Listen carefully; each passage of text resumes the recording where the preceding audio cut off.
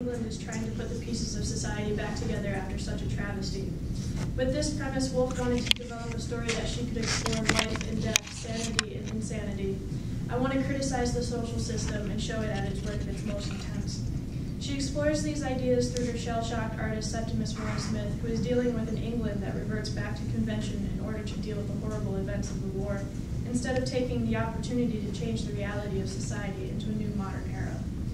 The backdrop of this novel is Woolf's own perspective on the modernist movement taking place in her time.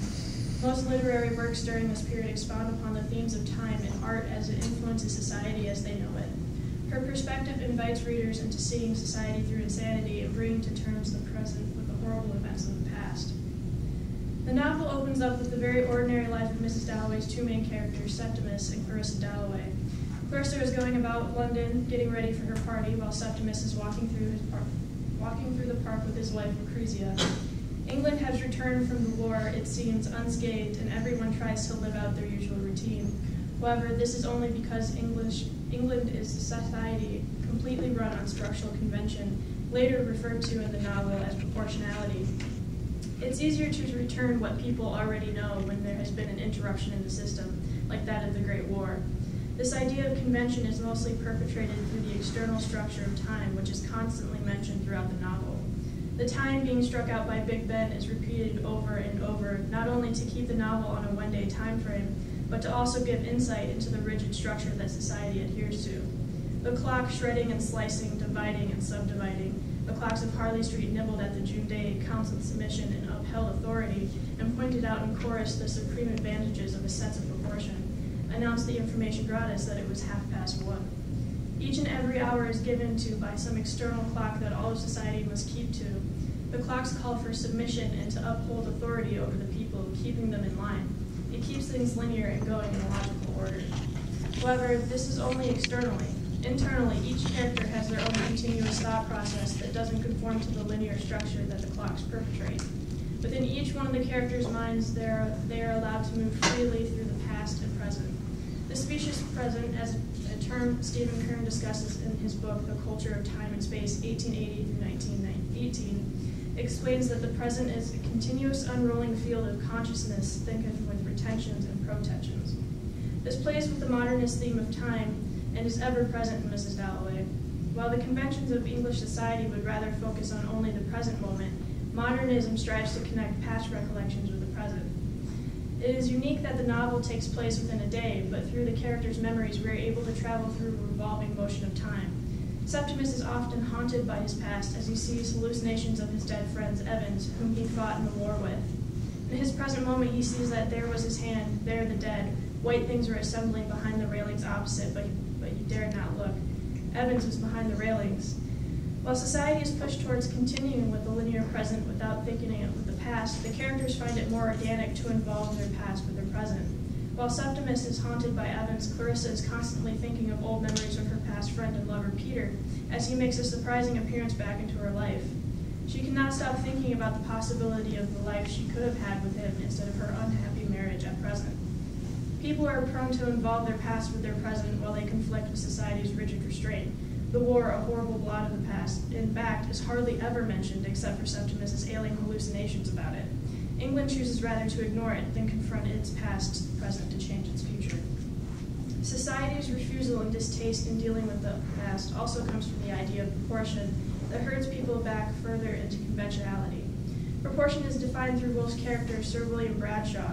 Bradshaw's character, a psychologist, is the first doctor to diagnose Septimus with his illness as a lack of proportion. The proportional life that Bradshaw is determined to live and believes everyone should live is described by getting married, raising children morally, and making England prosper, secluding her lunatics, penalizing despair, making it unfit to propagate their views until they too shared his sense of proportion. Essentially, he is following the path of conventionality and as a doctor forcing his conventionality on insane patients, which includes Septimus. Septimus, who returned from the war, suffers from intense shell shock and depression, channeling his emotions through his writing. After his wife, Lucrezia, becomes worried that Septimus plans to kill himself, and she takes him to Bradshaw, who then plans to try and make Septimus conform to his standard of proportion, including stifling his creative genius. Virginia Woolf takes the idea of hindering Septimus's creative genius from the changing of modern art in her own world. Pericles Lewis writes about the changing of style of modernist art in the introduction of his book, The Cambridge Introduction to Modernism. His focus is how reality became represented by artists in the new modern age of the late 19th century. Modern art changed from traditional conventions as artists began to deal with how to represent reality, a problem solved by taking already established conventions and making them new by making them their own. Art suddenly moved away from having a direct relationship with reality. Artists were taking their skills and making a new reality as they saw it, no matter how intense or offensive it was to society. Septimus expresses a new reality as he sees it through his writing. He says communication is health, communication is happiness, communication. He has this intense need to communicate this reality. To him, he is called forth in advance of the mass of men to hear the truth, to learn the meaning, which now, at last, after all the toils of civilization, Greeks, Romans, Shakespeare, Darwin, and now himself, well, the world was entirely changed by them forever. Septimus, like a Christ figure, sees himself as the next prophet to communicate the truth he has. With this information, he plans on changing the world and moving it forward from conventionality that is stuck in and forced upon. However, Lewis writes that there was often pushback from audiences about the changing style of modern art. This departure from the conventional works of art led to frustration with audiences, and some of them became hostile towards this modernist movement that strayed outside of the safe and traditional. This hostility is parallel to how Septimus is perceived and treated within the novel. Septimus's writings were all about war, about Shakespeare, about great discoveries, how there is not death. Some things were beautiful, others sheer nonsense. And once they found a girl who did the rooms reading one of the papers in fits of laughter. It was a dreadful pity, for that made Septimus cry out about human cruelty. Artists are not able to express themselves fully because they are being oppressed by the traditional art form that people are used to. Audiences want those traditional conventions because it is safe and they are familiar with it. But artists want to express reality differently, to have people question the society that they live in. This hostile relationship is exemplified further by the relationship between Septimus and the two doctors, Dr. Holmes and Bradshaw. After seeing Bradshaw, the plan is to put Septimus in a mental illness home to cure his deep depression. Septimus doesn't want this and often says that human nature, in short, was on him. Once you stumble, human nature is on you. Holmes and Bradshaw are often referred to by Septimus as the embodiment of human nature. In Septimus's mind, he creates the relationship between human nature and the idea of proportion, so that they are one and the same. As staunch followers of these ideas, Holmes and Bradshaw become physical representations of human nature to him. Septimus and Lucrezia go to see Bradshaw in order to cure Septimus of his hallucinations, his mood swings, and overall dangerous and psychotic behavior. Lucrezia cannot tolerate his behavior anymore and is desperate to seek help for her husband so that they might return to a normal life, a life where they can live as Bradshaw lives, married with a chance at having children. Bradshaw's diagnosis is that Septimus is not mad, but not having a sense of proportion. Holmes and Bradshaw's entire goal is to mold Septimus back into societal conventionality so that he will fit into their shared reality. Septimus fears this. He fears returning to the old and not being able to deliver his message to the world so that it can start anew. As he gets closer and closer to falling prey to Bradshaw's proportion, he begins to lose what he needs to communicate to the world. He tries to recall it. Love, trees, there is no crime. What was his message? He could not remember it. He knows he has fallen and now waits for human nature to pounce upon him. If human nature were to succeed and bring Septimus back to conventional reality, his message will be lost and the world will forever be able to break free from the present system and have a chance to change. The moment comes when he believes human nature has finally come to fix him. Septimus thinks in a rush Holmes was coming upstairs, Holmes would get him, but no, not Holmes, not Bradshaw. Holmes was at the door. I'll give it to you, he cried, and flung himself vigorously, violently down to Mrs. Filmer's area railings.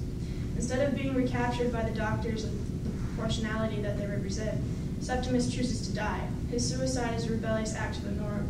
Through his death, he is able to communicate his message that change must occur, or it is better to just die rather than live and stagnate.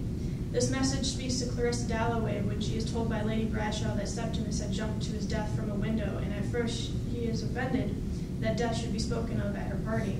It's part of society's convention to abhor all non-niceties like death or the war, and to have the story told at her party breaks that structure. Mrs. Dalloway is still stuck in the convention of a traditional society, throwing parties and living the proportional life. However, with this news, she begins to contemplate a different view of death. She begins to think that death was defiance. Death was an attempt to communicate, people feeling the impossibility of reaching the center which mystically evaded them. Closeness drew apart, rapture faded, one was alone. There is an embrace in death.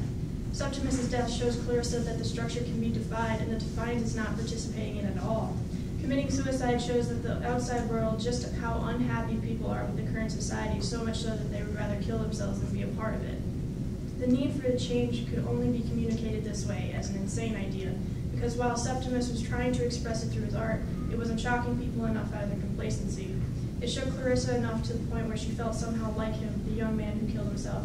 She felt glad that he had done it, thrown it away, the clock striking, the leaden circles dissolved in the air.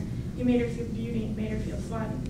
Septimus, with his own death, has thrown out the old structure and shown that no one has to follow this conventionality built by society and represented by the clocks and the doctors with their proportion.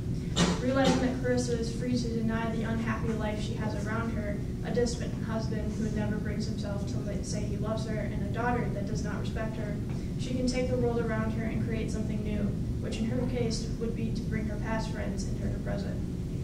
After the First World War, Woolf portrays England as refusing the call to change even though its people are so desperately in need to become whole again. Instead, the greatest effect of the war was complacency among its people in following the traditions that it always had, even before the war. Forcing this proportionality, as Woolf coins it, causes further oppression of its people and the creative genius such as artists like Septimus that could possibly move the world forward with a new outlook on reality if given the chance to flourish. Woolf does give an optimistic ending that the structure can be thrown off, people become aware of it and defy it, just as Clarissa Dalloway frees herself by accepting the new modernist ideas of a specious present and the messages created by its artists and making it a different reality.